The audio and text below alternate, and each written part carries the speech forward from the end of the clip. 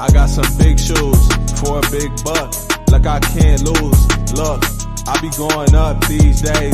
That mean I move through this maze like the Matrix. Just like some latex, I be protecting. Of course they showing me love after neglecting. Confidence turned to common sense, and the common sense be kinda lit and bringing compliments every season. We don't stop until your heartbeat drop. Come on, like when the balls drop at New Year's Eve. I got some big shoes, my balls dropped at 13. They try and cut me down cause I be shining like Christmas tree. I always been a star, maybe I gotta be. And I don't go too hard unless I got to. Like Tupac too, I keep a fine boo. And yeah, she talk smooth, cause she my little dog, she my best friend. And I got big shoes, this ain't no size 10. The way I'm rocking them, the way I'm walking in, the way I'm walking in. She my little dog, she my best friend. And I got big shoes, this ain't no size 10. The way I'm rocking them, the way I'm walking in, the way I'm walking in. I be blocking them when I see that they copying and pasting. Shit the DM, I ain't respond, so they erase it. Boy, move at your own damn pace, nigga, just face it. Cause you be in my ear all day, talking that basic. My boo bought me big ass shoes and I don't lace them. How could I replace her? I mean, she do so much for me. I be hugging the beat, I be loving the beat. She be chopping to me. I said, damn, I'm gon' high walk across the street. And afterwards, she be running and jumping on me. Cause she my little dog, she my best friend. And I got big shoes, this ain't no size 10. The way I'm rocking, the way I'm walking in, the way I'm walking in.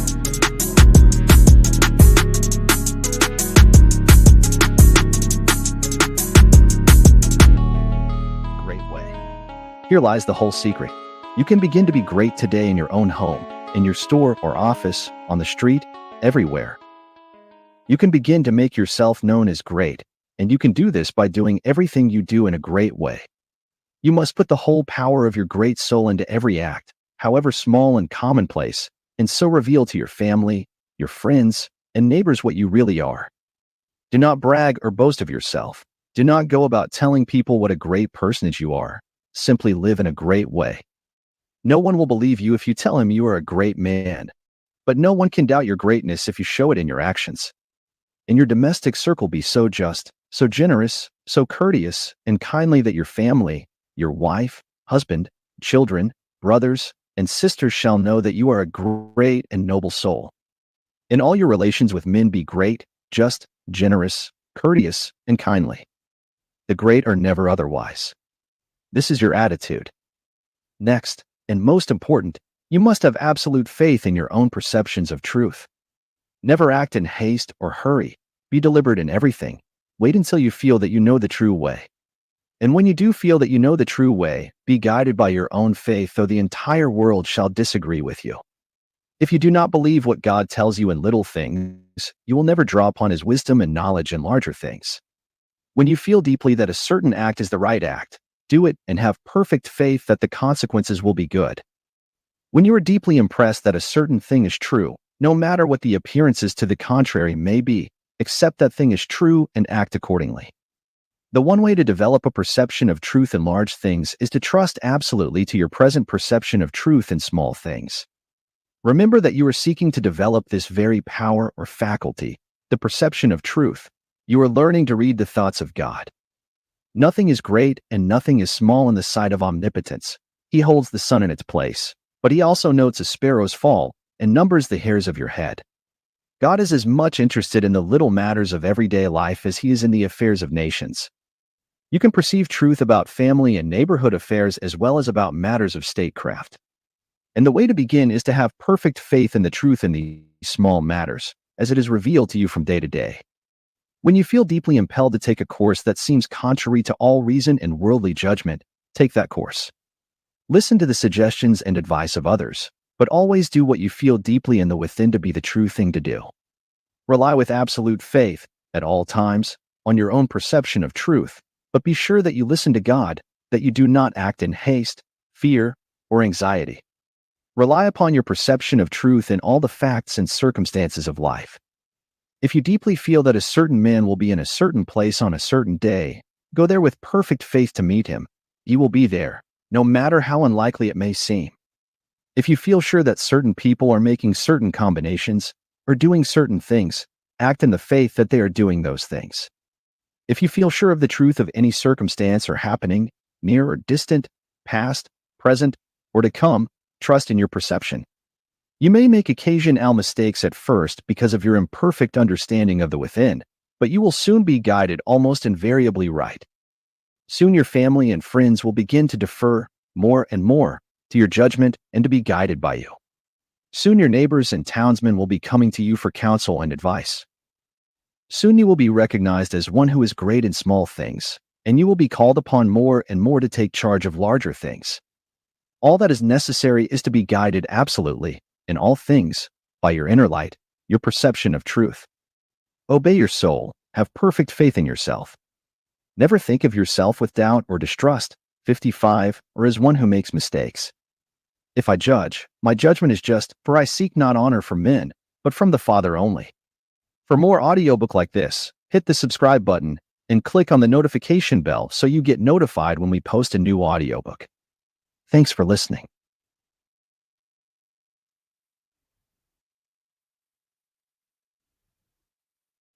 The Science of Being Great.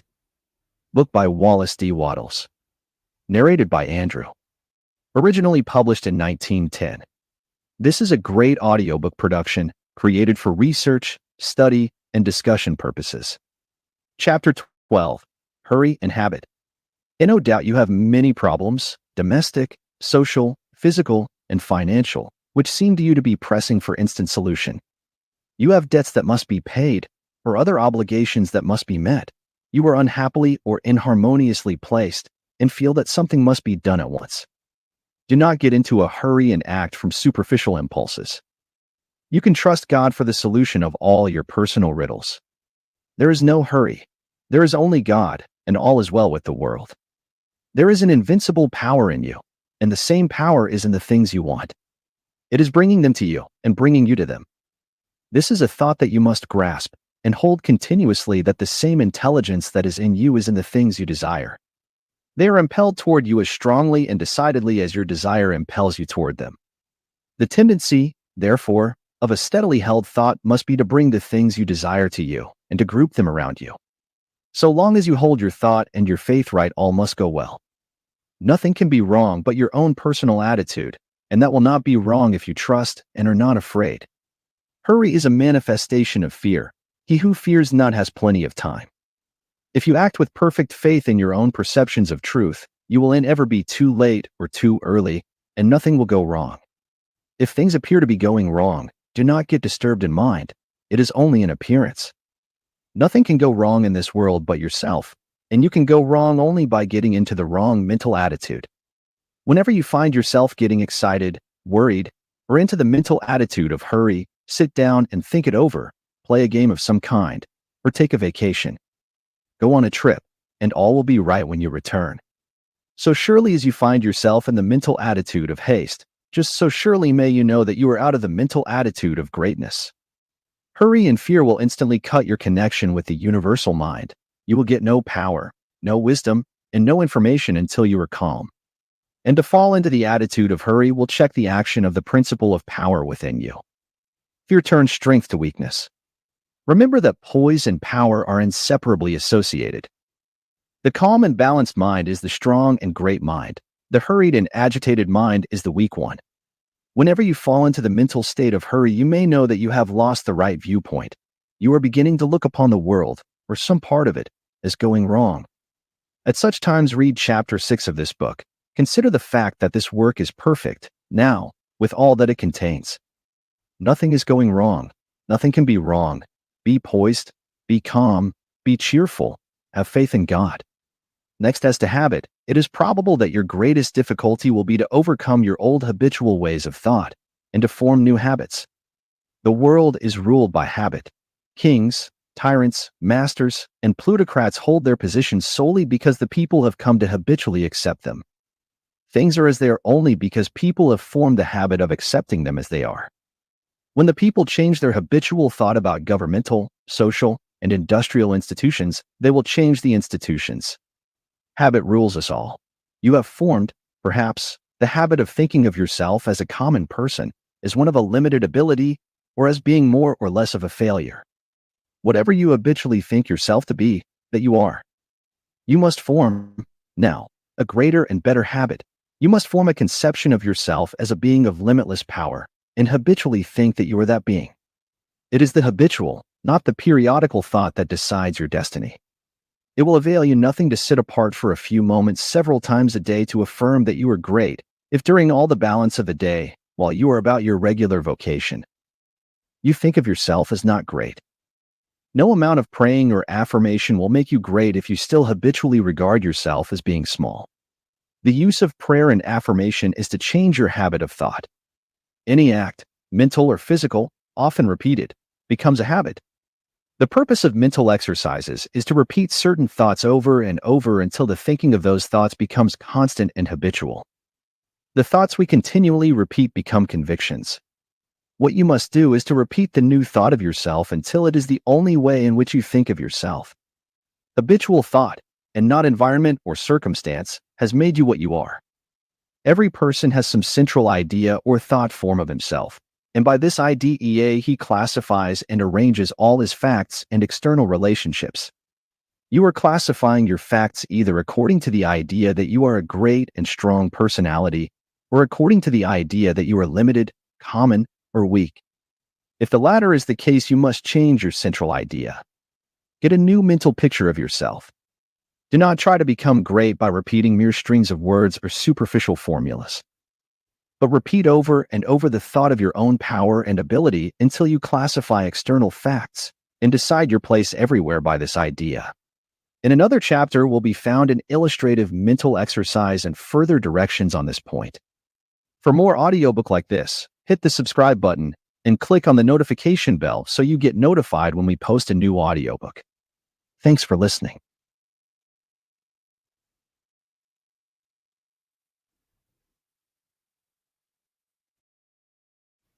The Science of Being Great, book by Wallace D. Wattles. Narrated by Andrew. Originally published in 1910.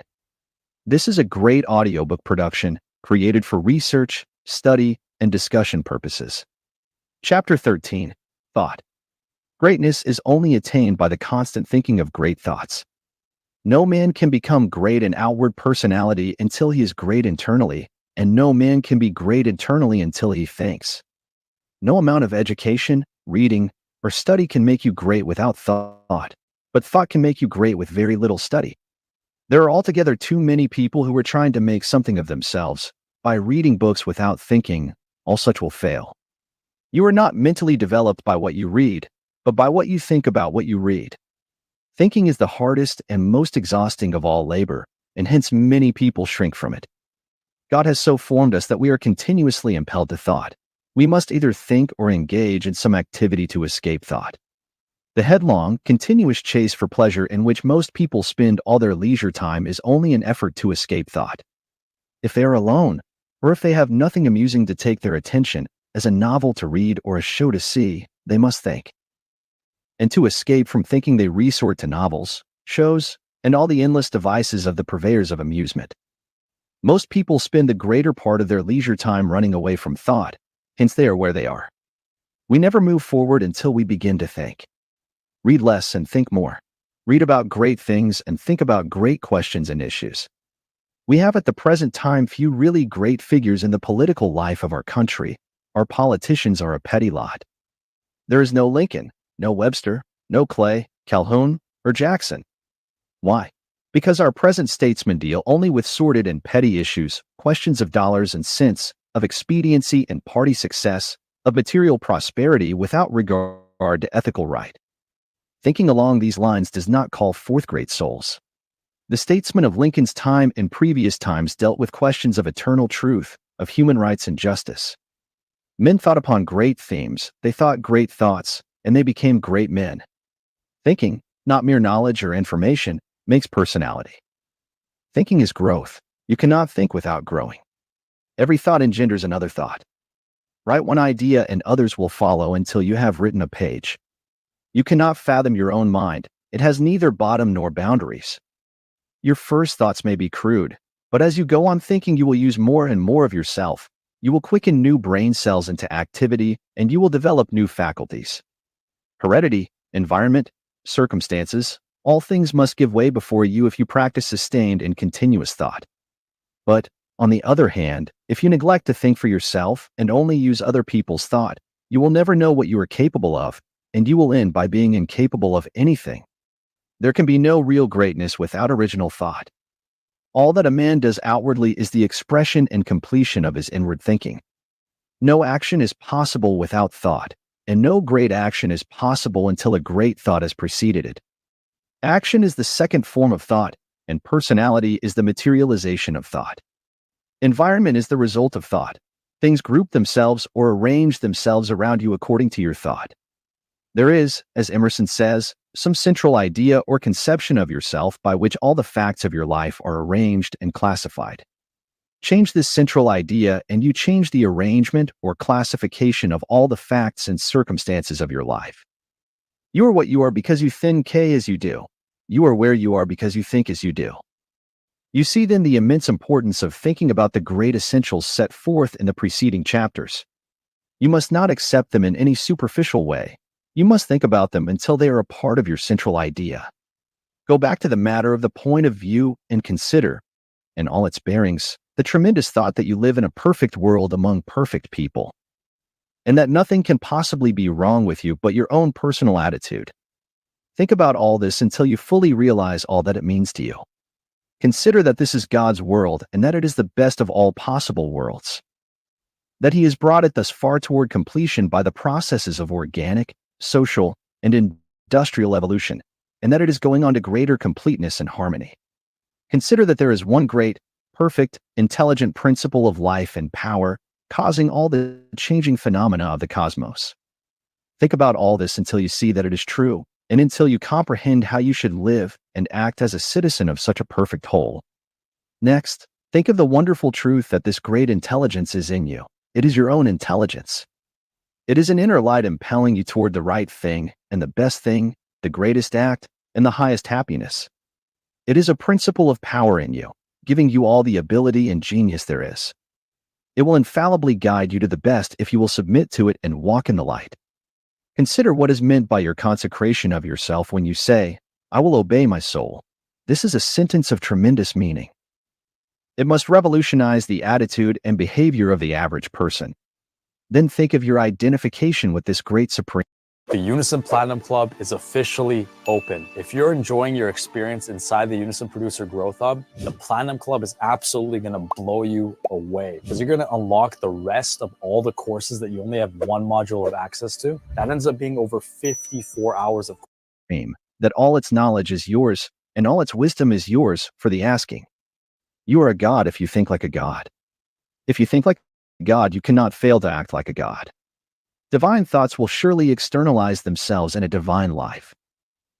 Thoughts of power will end in a life of power. Great thoughts will manifest in a great personality. Think well of all this, and then you are ready to act. For more audiobook like this, hit the subscribe button and click on the notification bell so you get notified when we post a new audiobook. Thanks for listening. The Science of Being Great. Book by Wallace D. Wattles. Narrated by Andrew. Originally published in 1910. This is a great audiobook production created for research, study, and discussion purposes. Chapter 14. Action at Home. Do not merely think that you are going to become great. Think that you are great now. Do not think that you will begin to act in a great way at some future time. Begin now. Do not think that you will act in a great way when you reach a different environment. Act in a great way where you are now. Do not think that you will begin to act in a great way when you begin to deal with great things. Begin to deal in a great way with small things. Do not think that you will begin to be great when you get among more intelligent people or among people who understand you better. Begin now to deal in a great way with the people around you. If you are not in an environment where there is scope for your best powers and talents, you can move in due time, but meanwhile you can be great where you are. Lincoln was as great when he was a backwoods lawyer as when he was president. As a backwoods lawyer, he did common things in a great way, and that made him president. Had he waited until he reached Washington to begin to be great, he would have remained unknown. You are not made great by the location in which you happen to be, nor by the things with which you may surround yourself. You are not made great by what you receive from others, and you can never manifest greatness so long as you depend on others. You will manifest greatness only when you begin to stand alone. Dismiss all thought of reliance on externals, whether things, books, or people. As Emerson said, Shakespeare will never be made by the study of Shakespeare. Shakespeare will be made by the thinking of Shakespearean thoughts. Never mind how the people around you, including those of your own household, may treat you. That has nothing at all to do with your being great. That is, it cannot hinder you from being great. People may neglect you and be unthankful and unkind in their attitude toward you. Does that prevent you from being great in your manner and attitude toward them? Your Father, said Jesus, is kind to the unthankful and the evil. Would God be great if he should go away and sulk because people were unthankful and did not appreciate him? Treat the unthankful and the evil in a great and perfectly kind way, just as God does.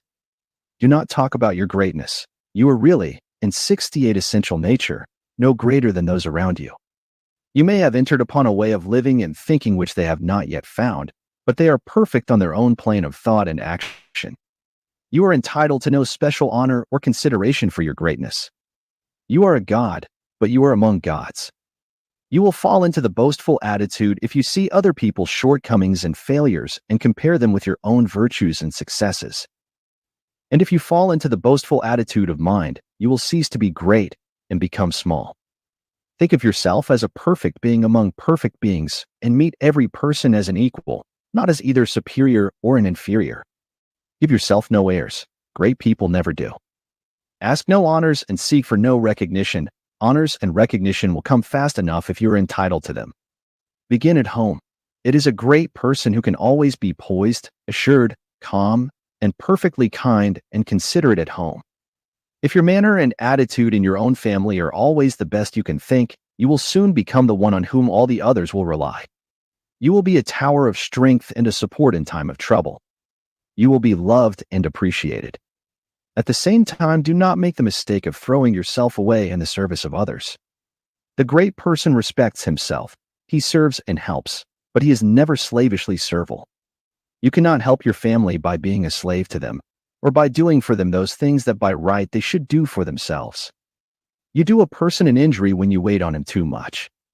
The selfish and exacting are a great deal better off if their exactions are denied. The ideal world is not one where there are a lot of people being waited on by other people. It is a world where everybody waits on himself. Meet all demands, selfish and otherwise, with perfect kindness and consideration. But do not allow yourself to be made a slave to the whims, caprices, exactions, or slavish desires of any member of your family. To do so is not great, and it works an injury to the other party. Do not become uneasy over the failures or mistakes of any member of your family and feel that you must interfere. Do not be disturbed if others seem to be going wrong and feel that you must step in and set them right. Remember that every person is perfect on his own plane. You cannot improve on the work of God. Do not meddle with the personal habits and practices of others, though they are your nearest and dearest. These things are none of your business. Nothing can be wrong but your own personal attitude. Make that right, and you will know that all else is right. You are a truly great soul when you can live with those who do things that you do not do, and yet refrain from either criticism or interference. Do the things that are right for you to do, and believe that every member of your family is doing the things that are right for him. Nothing is wrong with anybody or anything. Behold, it is all very good. Do not be enslaved by anyone else, but be just as careful that you do not enslave anyone else to your own notions of what is right. Think, and think deeply and continuously. Be perfect in your kindness and consideration. Let your attitude be that of a god among gods, and not that of a god among inferior beings. This is the way to be great in your own home. For more audiobook like this, hit the subscribe button and click on the notification bell so you get notified when we post a new audiobook. Thanks for listening. The Science of Being Great. Book by Wallace D. Wattles. Narrated by Andrew. Originally published in 1910. This is a great audiobook production created for research, study, and discussion purposes. Chapter 15. Action Abroad. The rules that apply to your action at home must apply to your action everywhere. Never forget for an instant that this is a perfect world, and that you are a god among gods. You are as great as the greatest, but all are your equals. Rely absolutely on your perception of truth. Trust to the inner light rather than to reason, but be sure that your perception comes from the inner light. Act in poise and calmness. Be still and attend on God. Your identification of yourself with the All-Mind will give you all the knowledge you need for guidance in any contingency that may arise in your own life or in the lives of others. It is only necessary that you should be supremely calm and rely upon the eternal wisdom that is within you. If you act in poise and faith, your judgment will always be right, and you will always know exactly what to do. Do not hurry or worry. Remember Lincoln in the dark days of the war. James Freeman Clarke relates that after the Battle of Fredericksburg, Lincoln alone furnished a supply of faith and hope for the nation. Hundreds of leading men from all parts of the country went sadly into his room and came out cheerful and hopeful. They had stood face to face with the highest and had seen God in this lank, ungainly, patient man, although they knew it not. Have perfect faith in yourself and in your own ability to cope with any combination of circumstances that may arise. Do not be disturbed if you are alone. If you need friends, they will be brought to you at the right time. Do not be disturbed if you feel that you are ignorant. The information that you need will be furnished you when it is time for you to have it. That which is in you impelling you forward is in the things and people you need, impelling them toward you. If there is a particular man you need to know, he will be introduced to you. If there is a particular book you need to read, it will be placed in your hands at the right time. All the knowledge you need is coming to you from both external and internal sources. Your information and your talents will always be equal to the requirements of the occasion. Remember that Jesus told his disciples not to worry as to what they should say when brought before the judges. He knew that the power in them would be sufficient for the needs of the hour. As soon as you awaken and begin to use your faculties in a great way, you will apply power to the development of your brain. New cells will be created and dormant cells quickened into activity, and your brain will be qualified as a perfect instrument for your mind. Do not try to do great things until you are ready to go about them in a great way. If you undertake to deal with great matters in a small way, that is, from a low viewpoint or with incomplete consecration and wavering faith and courage, you will fail. Do not be in a hurry to get to the great things. Doing great things will not make you great, but becoming great will certainly lead you to the doing of great things. Begin to be great where you are and in the things you do every day. Do not be in haste to be found out or recognized as a great personality. Do not be disappointed if men do not nominate you for office within a month after you begin to practice what you read in this book. Great people never seek for recognition or applause. They are not great because they want to be paid for being so. Greatness is reward enough for itself. The joy of being something and of knowing that you are advancing is the greatest of all joys possible to man. If you begin in your own family, as described in the preceding chapter, and then assume the same mental attitude with your neighbors, friends, and those you meet. In business, you will soon find that people are beginning to depend on you. Your advice will be sought, and a constantly increasing number of people will look to you for strength and inspiration, and rely upon your judgment.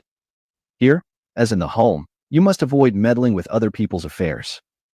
Help all who come to you, but do not go about officiously endeavoring to set other people right. Mind your own business. It is no part of your mission in life to correct people's morals, habits, or practices. Lead a great life, doing all things with a great spirit and in a great way.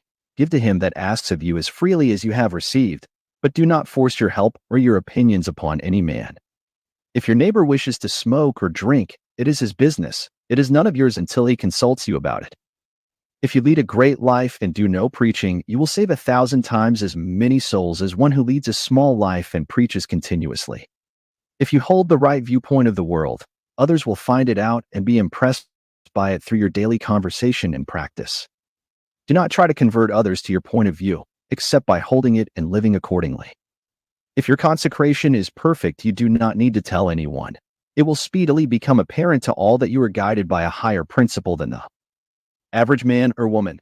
If your identification with God is complete, you do not need to explain the fact to others. It will become self-evident. To become known as a great personality, you have nothing to do but to live. Do not imagine that you must go charging about the world like Don Quixote, tilting at windmills, and overturning things in general, in order to demonstrate that you are somebody. Do not go hunting for big things to do. Live a great life where you are, and in the daily work you have to do, and greater works will surely find you out. Big things will come to you, asking to be done. Be so impressed with the value of a man that you treat even a beggar or the tramp with the most distinguished consideration. All is God. Every man and woman is perfect. Let your manner be that of a god addressing other gods. Do not save all your consideration for the poor. The millionaire is as good as the tramp. This is a perfectly good world, and there is not a person or thing in it but is exactly right. Be sure that you keep this in mind in dealing with things and men.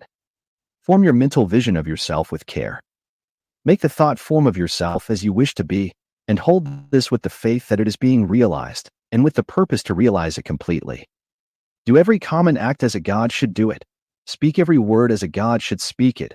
Meet men and women of both low and high estate as a god meets other divine beings. Begin thus and continue thus, and your unfolding in ability and power will be great and rapid.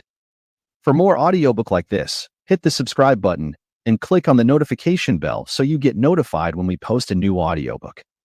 Thanks for listening. The Science of Being Great. Book by Wallace D. Wattles. Narrated by Andrew. Originally published in 1910. This is a great audiobook production created for research, study, and discussion purposes. Chapter 16. Some further explanations. We go back here to the matter of the point of view, for, besides being vitally important, it is the one that is likely to give the student the most trouble. We have been trained, partly by mistaken religious teachers, to look upon the world as being like a wrecked ship, storm-driven upon a rock-white coast. Utter destruction is inevitable at the end, and the most that can be done is to rescue, perhaps, a few of the crew. This view teaches us to consider the world as essentially bad and growing worse, and to believe that existing discords and inharmoniousness must continue and intensify until the end. It robs us of hope for society, government, and humanity, and gives us a decreasing outlook and contracting mind. This is all wrong. The world is not wrecked. It is like a magnificent steamer with the engines in place and the machinery in perfect order. The bunkers are full of coal, and the ship is amply provisioned for the cruise. There is no lack of any good thing. Every provision omniscience could devise has been made for the safety, comfort, and happiness of the crew. The steamer is out on the high seas tacking hither and thither because no one has yet learned the right course to steer. We are learning to steer, and in due time will come grandly into the harbor of perfect harmony. The world is good and growing better. Existing discords and inharmoniousness are but the pitching of the ship incidental to our own imperfect steering. They will all be removed in due time. This view gives us an increasing outlook and an expanding mind. It enables us to think largely of society and of ourselves, and to do things in a great way. Furthermore, we see that nothing can be wrong with such a world or with any part of it, including our own affairs. If it is all moving on toward completion, then it is not going wrong, and as our own personal affairs are a part of the whole, they are not going wrong. You and all that you are concerned with are moving on toward completeness. Nothing can check this forward movement but yourself, and you can only check it by assuming a mental attitude that is at cross purposes with the mind of God. You have nothing to keep right but yourself. If you keep yourself right, nothing can possibly go wrong with you, and you can have nothing to fear. No business or other disaster can come upon you if your personal attitude is right, for you are a part of that which is increasing and advancing, and you must increase and advance with it. Moreover, your thought form will be mostly shaped according to your viewpoint of the cosmos. If you see the world as a lost and ruined thing, you will see yourself as a part of it, and as partaking of its sins and weaknesses.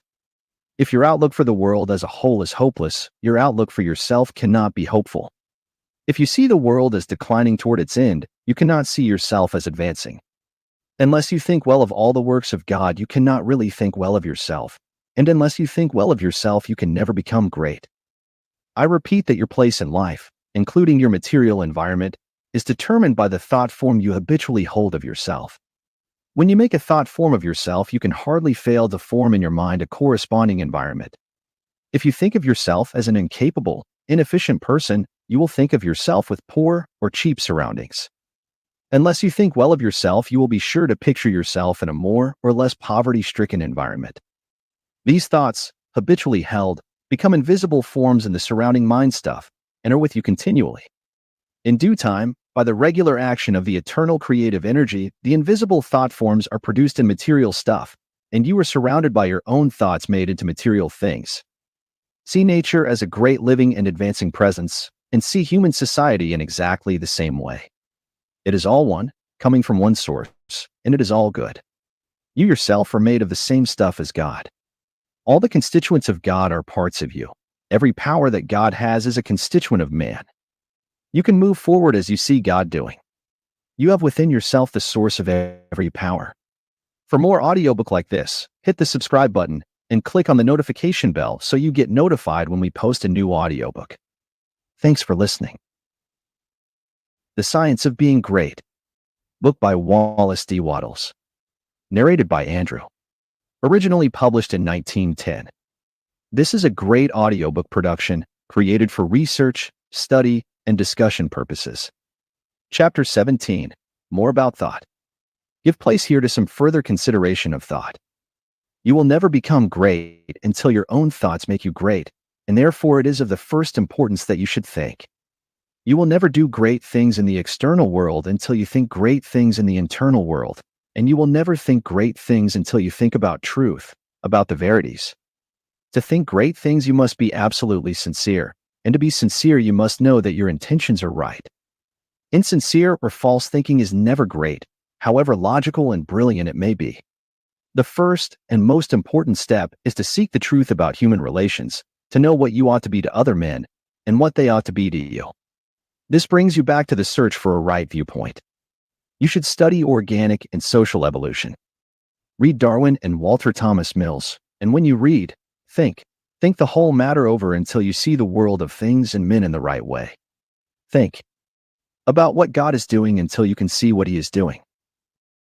Step into Wix Studio, the web platform for agencies and enterprises. Your next step is to think yourself into the right personal attitude. Your viewpoint tells you what the right attitude is, and obedience to the soul puts you into it. It is only by making a complete consecration of yourself to the highest that is within you that you can attain to sincere thinking. So long as you know you are selfish in your aims, or dishonest or crooked in any way in your intentions or practices, your thinking will be false and your thoughts will have no power. Think about the way you are doing things, about all your intentions, purposes, and practices, until you know that they are right.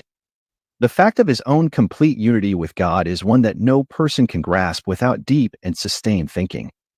Anyone can accept the proposition in a superficial way, but to feel and realize a vital comprehension of it is another matter. It is easy to think of going outside of yourself to meet God, but it is not so easy to think of going inside yourself to meet God. But God is there, and in the Holy of Holies of your own soul you may meet Him face to face. It is a tremendous thing, this fact that all you need is already within you, that you do not have to consider how to get the power to do what you want to do or to make yourself what you want to be. You have only to consider how to use the power you have in the right way. And there is nothing to do but to begin. Use your perception of truth. You can see so many truth today. Live fully up to that, and you will see more truth tomorrow. To rid yourself of the old false ideas, you will have to think a great deal about the value of men, the greatness and worth of a human soul. You must cease from looking at human mistakes and look at successes, cease from seeing faults and see virtues. You can no longer look upon men and women as lost and ruined beings that are descending into hell. You must come to regard them as shining souls who are ascending toward heaven. It will require some exercise of willpower to do this, but this is the legitimate use of the will to decide what you will think about and how you will think. The function of the will is to direct thought. Think about the good side of men, the lovely, attractive part, and exert your will in refusing to think of anything else in connection with them. I know of no one who has attained to so much on this one point as Eugene V. Debs, twice the socialist candidate for President of the United States. Mr. Debs reverences humanity. No appeal for help is ever made to him in vain. No one receives from him an unkind or censorious word. You cannot come into his presence without being made sensible of his deep and kindly personal interest in you. Every person, be he millionaire, grimy working man, or toil-worn woman, receives the radiant warmth of a brotherly affection that is sincere and true. No ragged child speaks to him on the street without receiving instant and tender recognition. Debs loves men. This has made him the leading figure in a great movement, the beloved hero of a million hearts, and will give him a deathless name. It is a great thing to love men, and it is only achieved by thought. No thing can make you great but thought. We may divide thinkers into those who think for themselves and those who think through others. The latter are the rule and the former the exception. The first are original thinkers in a double sense, and egotists in the noblest meaning of the word. Schopenhauer. The key to every man is his thought. Sturdy and defiant though he look, he has a helm which he obeys, which is the idea after which all his facts are classified. He can only be reformed by showing him a new idea which commands his own. Emerson.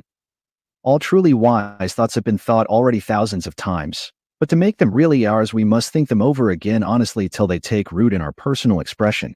Goethe. All that a man is outwardly is but the expression and completion of his inward thought. To work effectively he must think clearly. To act nobly he must think nobly. Channing. Great men are they who see that spirituality is stronger than any material force, that thoughts rule the world. Emerson. Some people study all their lives, and at their death they have learned everything except to think. Domergue. It is the habitual thought that frames itself into our life. It affects us even more than our intimate social relations do. Our confidential friends have not so much to do in shaping our lives as the thoughts have which we harbor. J. W. Teal. When God lets loose a great thinker on this planet, then all things are at risk. There is not a piece of science, but its flank may be turned tomorrow, nor any literary reputation or the so-called eternal names of fame that may not be refused and condemned. Emerson. Think, think, think. For more audiobook like this, hit the subscribe button and click on the notification bell so you get notified when we post a new audiobook. She my little Thanks for dog, listening. she my best friend, and I got big shoes. This ain't no size 10. The way I'm rocking it, the way I'm walking in, the way I'm walking in. Cause she my little dog, she my best friend, and I got big shoes. This ain't no size 10. The way I'm rocking it, the way I'm walking in, the way I'm walking in.